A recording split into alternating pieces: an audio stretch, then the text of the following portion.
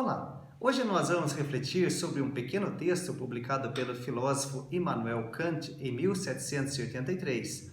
O texto intitulado O que é esclarecimento?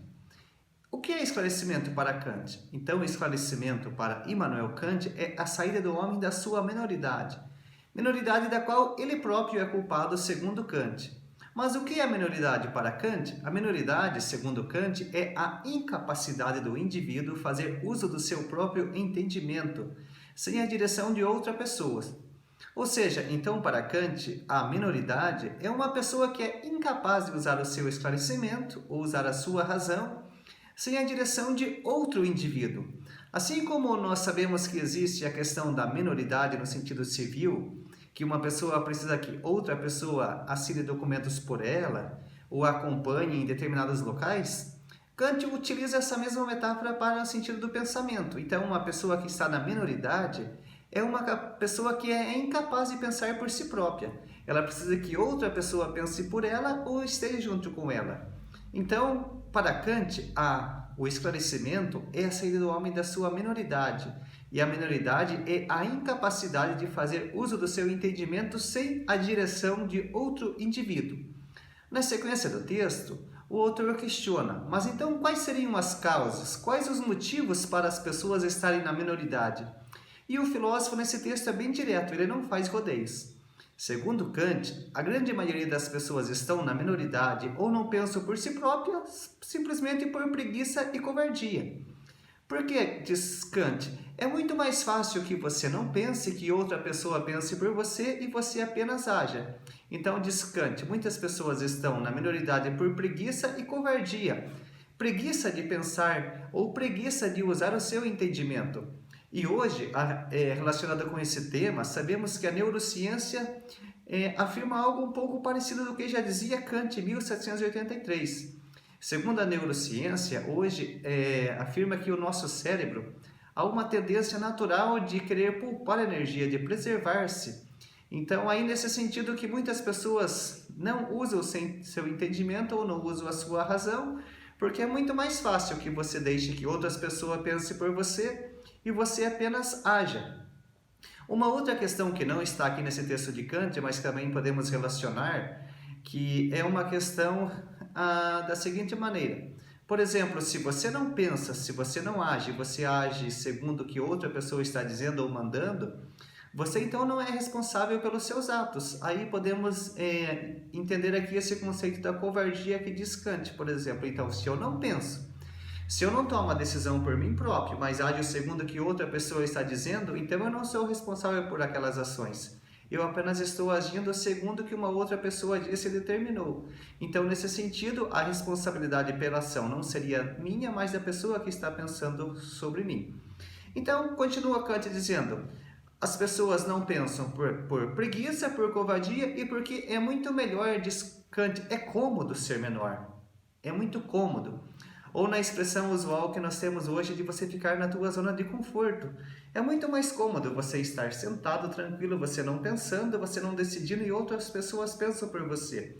É muito mais cômodo, diz Kant, se um livro decidir por você, se você consulta um especialista para decidir a respeito das suas questões. Sabemos que o projeto kantiano, de certa forma, hoje nós temos vários exemplos que poderiam testemunhar aquilo que Kant gostaria.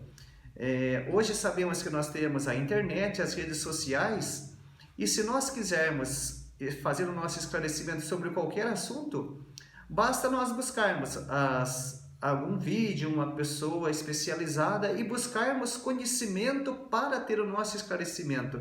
E não apenas esperar que outras pessoas deem as respostas ou digam aquilo que nós devemos fazer. E daí Kant pergunta, mas o que é necessário para uma pessoa alcançar o esclarecimento? Kant diz, liberdade. A liberdade é um dos fundamentos básicos para alcançar o esclarecimento. Sabemos que nesse sentido também podemos relacionar, por exemplo, com a educação. Se uma pessoa é educada a apenas seguir o que outro pensa, apenas fazer o que outro manda, ela não vai ter a capacidade de pensar por si própria. Ela sempre vai necessitar de um tutor que esteja acompanhando, como diz o Kant, um tutor que decide por ela e diga o que ela deva fazer. Então Kant diz, A pessoa deve fazer uso do seu entendimento, ou fazer uso da sua racionalidade, ou simplesmente pensar e não seguir apenas aquilo que alguém diz. Por exemplo, as pessoas hoje podem seguir a televisão, podem seguir o que uma pessoa famosa está dizendo para si, mas ela não está decidindo por si própria. Então, diz Kant, para que uma pessoa saia da minoridade, é necessário que ela tenha liberdade. Liberdade para quê? Para fazer uso do seu entendimento. E na sequência do texto, Kant afirma que existem duas formas da pessoa fazer o uso da sua razão. Kant diz que tem o uso privado da razão e o uso público.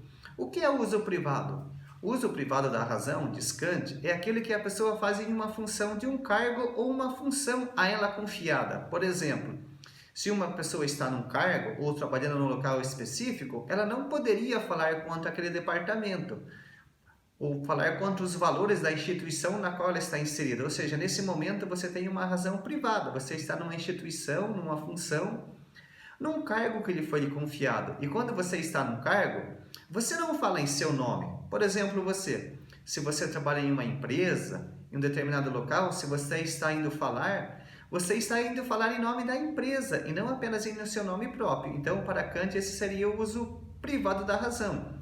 Ele pode levar ao esclarecimento, segundo Kant, sim, mas entretanto de modo limitado.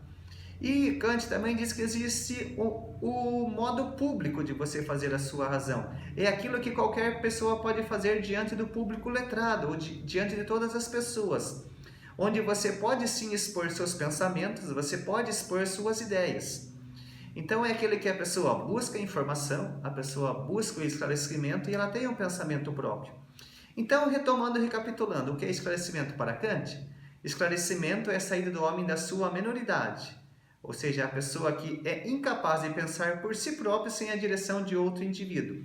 E quais são as causas da minoridade para Kant? As causas da minoridade são a preguiça, a covardia, o comodismo, a incapacidade de pensar por si própria. Isso é a minoridade.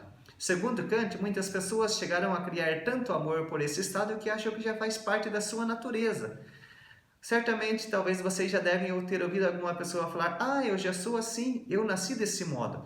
Como se a capacidade de não pensar fosse própria, já fosse inerente à sua pessoa. Mas não. Kant diz que se a pessoa tiver liberdade, se a pessoa fazer uso do seu entendimento, ela pode sim alcançar o esclarecimento.